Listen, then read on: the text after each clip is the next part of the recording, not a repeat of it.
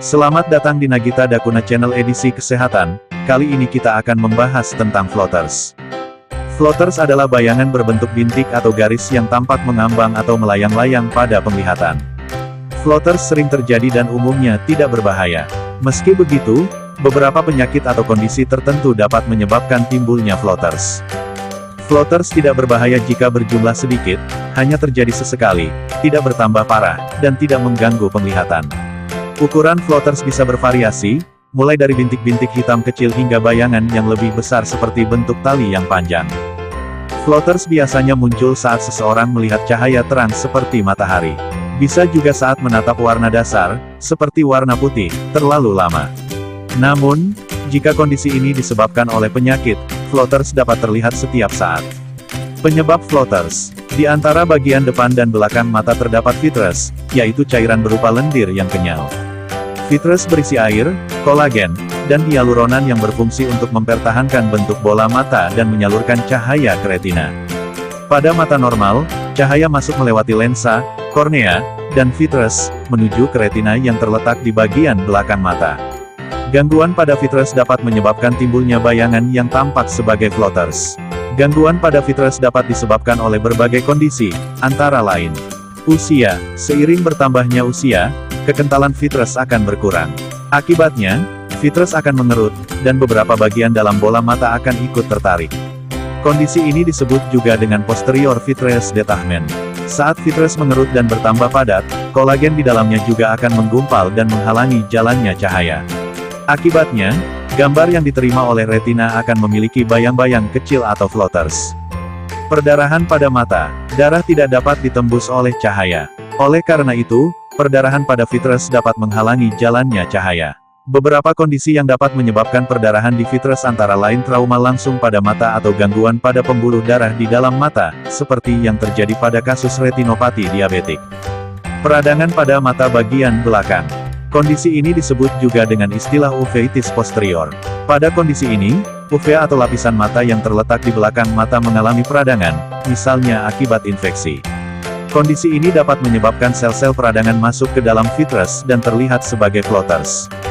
Robekan pada retina. Robekan pada retina dapat terjadi ketika vitreous mengerut dan menarik lapisan retina. Apabila tidak segera diatasi, robekan ini akan menyebabkan lepasnya lapisan retina atau ablasi retina. Ketika retina terlepas, otomatis cahaya tidak bisa diterima dengan baik sehingga timbul bayangan berupa floaters. Tumor mata. Tidak semua tumor dapat menyebabkan floaters, kecuali jika lokasinya dekat dengan vitreous atau sudah menyebar ke vitreous. Tumor mata dapat berupa tumor ganas atau jinak. Operasi dan prosedur pada mata. Penyuntikan obat-obatan tertentu ke dalam vitreous dapat menghasilkan gelembung yang bisa menimbulkan floaters. Beberapa metode operasi pada vitreous juga dapat menyebabkan munculnya gelembung yang dapat terlihat sebagai floaters. Meski dapat terjadi pada siapa saja, terdapat beberapa faktor yang bisa meningkatkan risiko terjadinya floaters, yaitu berusia lebih dari 50 tahun, mengalami rabun jauh, menderita diabetes, pernah menjalani operasi katarak, memiliki anggota keluarga dengan riwayat ablasi retina. Gejala floaters. Floaters ditandai dengan timbulnya bayangan transparan pada penglihatan. Pada umumnya, floaters tidak mengakibatkan rasa sakit atau mengganggu penglihatan.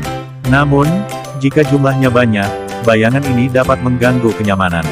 Bentuk floaters dapat berbeda-beda pada setiap orang. Bayangan tersebut bisa timbul dalam berbagai bentuk, di antaranya bintik hitam atau abu-abu, benang, garis berlekuk atau lurus, sarang laba-laba, lingkaran menyerupai cincin. Floaters dapat terlihat tebal atau tipis dan bisa berjumlah 1 hingga ratusan. Floaters yang dilihat seseorang juga dapat berubah-ubah seiring waktu. Karena penyebab floaters berasal dari dalam bagian mata, bayangan yang dilihat akan ikut bergerak ketika mata bergerak. Floaters juga akan menjauh atau menghilang ketika penderita mencoba untuk melihat langsung ke arahnya. Selain itu, bayangan biasanya akan terlihat lebih jelas saat penderita sedang melihat ke latar yang terang, seperti langit yang cerah atau tembok berwarna putih. Kapan harus ke dokter? Meski umumnya bukan merupakan kondisi yang berbahaya, pemeriksaan ke dokter spesialis mata perlu segera dilakukan apabila timbul gejala yang lebih serius, seperti floaters terjadi lebih sering, floaters timbul tiba-tiba, floaters berjumlah lebih banyak dan terlihat lebih jelas, kilatan cahaya terlihat pada mata yang mengalami floaters, sebagian pandangan menjadi gelap, timbul nyeri pada mata, penglihatan kabur, buram atau hilang, floaters timbul setelah menjalani operasi mata atau mengalami cedera pada mata. Gejala-gejala tersebut dapat menandakan kondisi yang lebih serius, bahkan berbahaya. Diagnosis floaters. Diagnosis floaters dimulai dengan melakukan tanya jawab terkait gejala yang dialami, terutama mengenai ciri floaters yang dilihat. Dokter juga akan menanyakan tentang riwayat penyakit pasien, khususnya terkait kondisi yang dapat menyebabkan timbulnya floaters.